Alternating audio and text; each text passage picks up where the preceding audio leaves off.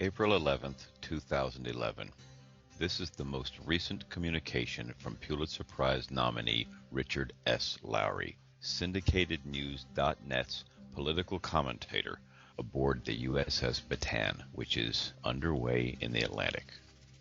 April 9, 2011 was the 69th anniversary of the fall of the Philippine island of Bataan and the beginning of the Bataan Death March, one of the most horrifying events of World War II.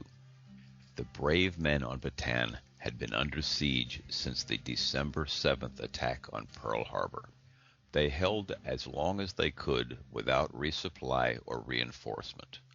Low on food and ammunition, and facing impossible odds, they finally were forced to surrender. The survivors were marched 67 miles to their prison. When the sick and wounded dropped out of line, they were shot or bayoneted by their captors. Many did not survive the march, and more died in captivity.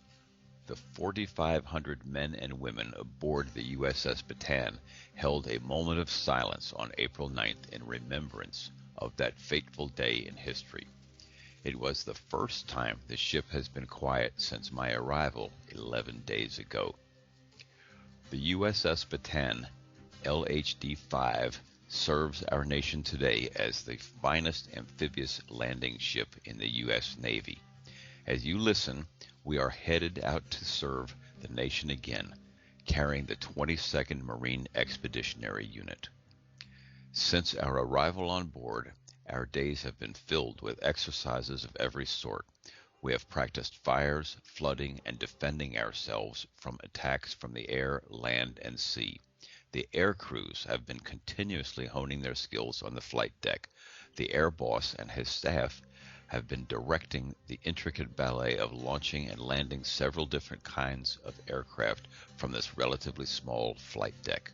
The ship's officers have participated in this ballet by working with the air boss to correctly position the ship for flight quarters, while avoiding other maritime traffic and, at times, conducting drills to practice evading and fighting off small boat attacks.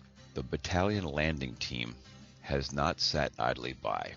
They have been practicing helicopter-borne raids along with mechanized and motorized operations. These exercises include launching and retrieving our amphibious aircraft, further complicating the air operations and maneuvering of the ship. All the while, the ship's crew has been working to keep this small floating city running. They have manned the engine room, laundry, and galleys. They have worked to maintain the sophisticated electronics and weapons systems. They have kept our satellite television and internet connection to the world working. All the elements of the blue-green team in the Bataan Amphibious Ready Group are coming together and are beginning to operate as a finely tuned instrument. Soon, the world will see the varied capabilities of the 22nd Marine Expeditionary Unit embarked aboard Amphibious Ready Group 6. Semper Fi, Richard. Richard S. Lowry has been writing about the Marine Corps for many years. To learn more about his writing and how to purchase his latest book, visit www.richardslowry.com.